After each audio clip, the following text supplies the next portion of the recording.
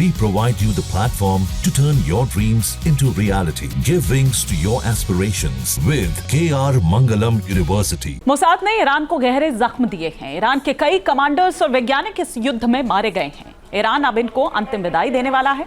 Iran में इस वक्त 2 तरह की खबरें खोदी गई हैं। ये खबरें कैसी हैं और ईरानी कमांडर का अंतिम संस्कार इतने दिनों बाद क्यों किया जा रहा है, चलिए आपको बताते हैं।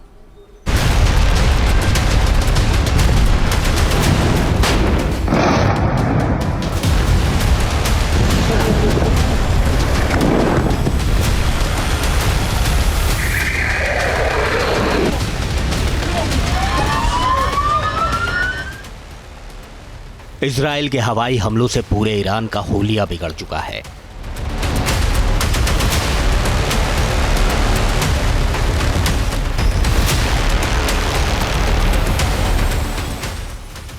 इजरायली हमले में ईरान को गहरे जख्म मिले हैं।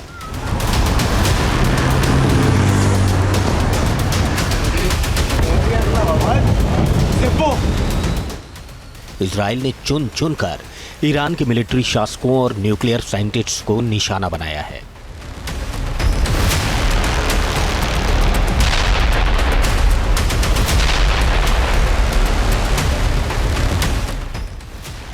इजराइल ने ईरानी सेना के chief of staff major general Mohammad Bagheri, IRGC के commander in chief general Hossein Salami, air force chief brigadier general Amir Hajizadeh, Iran सेना के deputy commander general Ghulam Ali Rashid और खुफिया विभाग के चीफ मोहम्मद काजमी समेत ईरान के कई शीर्ष अधिकारियों को मौत के घाट उतारा है।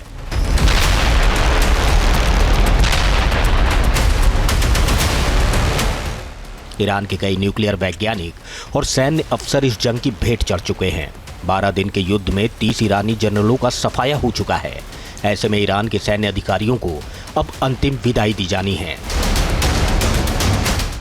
ईरान के जो जनरल और परमाणु वैज्ञानिक युद्ध की भेंट चढ़ चुके हैं, उनका अंतिम संस्कार शनिवार को पूरे राजकीय सम्मान के साथ किया जाएगा। ईरान इन्हें शहीद का दर्जा देगा और वैसी ही उनकी विदाई की जाएगी जैसी विदाई अमेरिका के हमले में मारे गए ईरान के जनरल कासिम सुलेमानी को दी गई थी।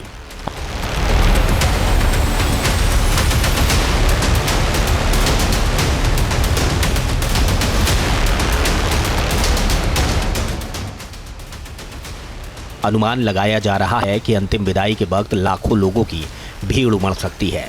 दरअसल युद्ध के दौरान मारे गए सेना के अधिकारियों और परमाणु वैज्ञानिकों का अंतिम संस्कार नहीं किया गया था।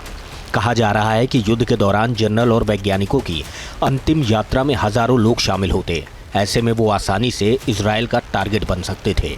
अब ईरान अपने इन जनरल्स को शहीद के तौर पर अंतिम विदाई देना चाहते हैं। उनके अंतिम संस्कार को एक राष्ट्रीय गर्व और एकजुटता का प्रतीक बनाना चाहता है।